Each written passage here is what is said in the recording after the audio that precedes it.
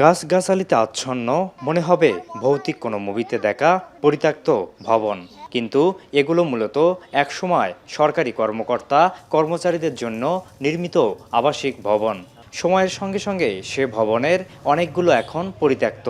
কোথাও দেয়ালের ফাটল, কোথাও খসে পড়ছে ছাদের পলেস্তারা, জানালা দরজা ভাঙা, চারপাশে আগাছার দখল।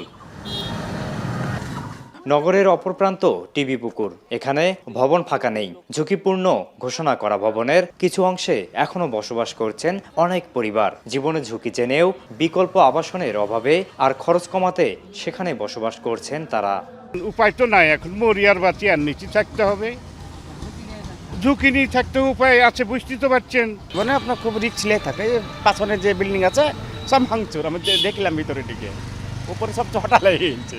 দেখেও ভয় লাগে, রিস্ক। একটু ঝড় বৃষ্টি হলে সব বাসার লোকজন এসে বাইরে দাঁড়ায়, তারপরে আবার পরে উঠে এরা জোর জবরদস্তি আছে, সরকারি চাকরিজীবী, তবু এরা জোর করেই এখানে থাকে। আবার তুলনামূলক ভালো অবস্থার কিছু সরকারি ভবন দীর্ঘদিন ধরে খালি পড়ে আছে। এসব সরকারি বাসার ভাড়া তুলনামূলক বেশি। অবস্থানগত অসুবিধার কারণে অনেক কর্মকর্তা কর্মচারী সেখানে উঠতে আগ্রহ দেখান না। সে কারণেও পড়ে নষ্ট হচ্ছে সরকারি এসব সম্পদ। প্রায় ৮ বছর ধরে আমি দেখে আসছি, পরিত্যক্ত ঘোষণা করা হয়েছে। এখানে মানুষজন তেমনভাবে থাকে না, এখানে নেশাখোরের আড্ডা হয়ে গেছে। যেসব ভবন সংস্কারের উপযোগী সেগুলো মেরামত করা হবে, আর যেগুলো ব্যবহারের অনুপযোগী সেগুলো অপসারণ করে আধুনিক সুযোগ সুবিধা সম্পন্ন নতুন আবাসন নির্মাণের উদ্যোগ নেওয়া হবে বলে জানান গণপূর্ত বিভাগের এই কর্মকর্তা।